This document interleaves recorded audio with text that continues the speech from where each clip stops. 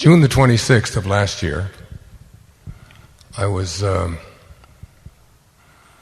made an announcement to my kids and to my family that I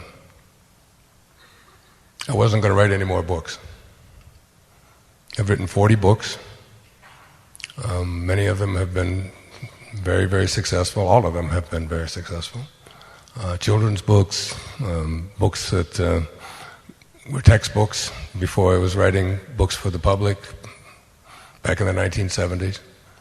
And I said, I've just done enough of that. And the idea of having to face 500 empty pages and fill them from in here, because unlike many authors, people that call themselves authors,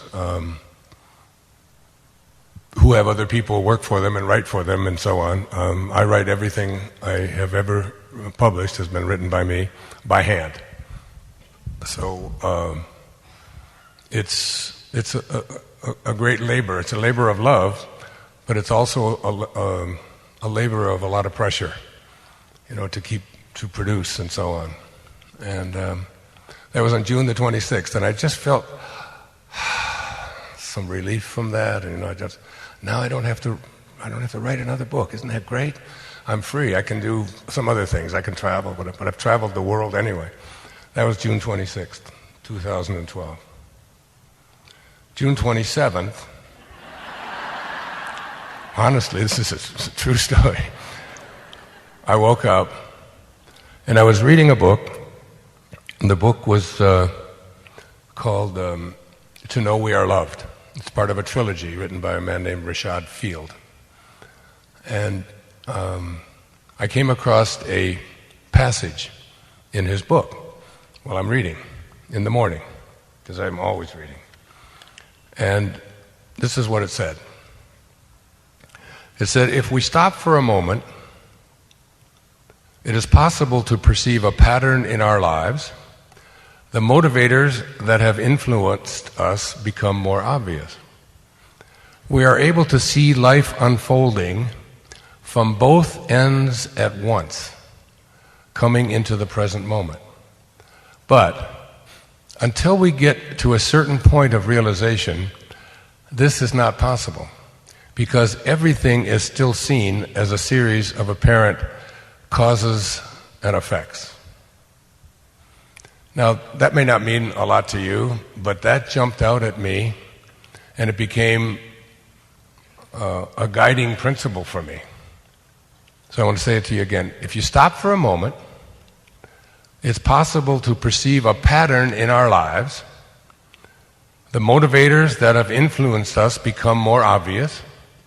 We're able to see life unfolding, and this is really underlined here, from both ends at once, coming into the present. But until we have got to a certain point of realization, this is not possible, because everything is still seen as a series of causes and effects. So that, and then he began to talk more in there about time. And that time is, he talked about two kinds of time. There's one time that is called cause and effect time.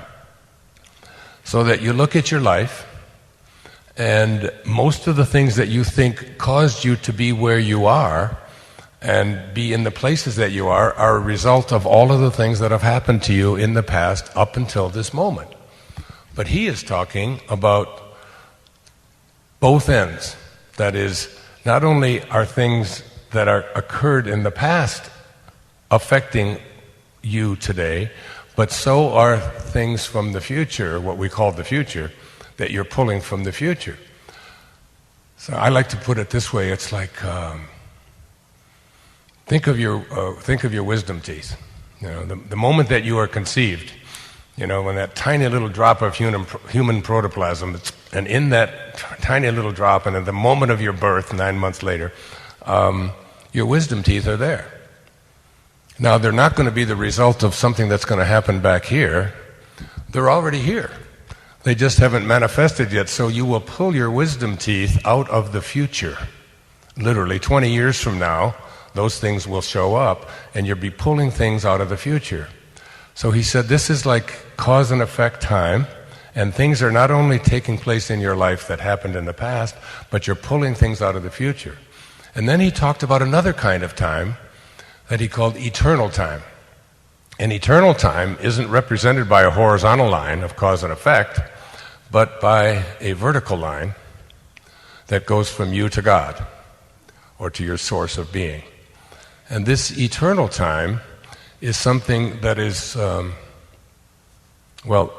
have a quote. I wrote a few things out to say tonight. He said, Thomas Traherne, a famous 17th century, not so famous, 17th century poet. He wasn't even discovered until the 19th century.